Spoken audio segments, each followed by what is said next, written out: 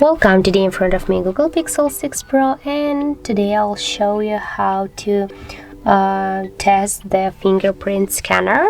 I just now lock the device, and as can you see, I just set up the fingerprint sensor before, and now I'll just make it like 5 or 6 times to show you that you can unlock the device really fast with your finger. And as can you see, I'm just unlocking the device in just I think the half of a second. That's just really, I think, cool and useful and fast feature to unlock your device.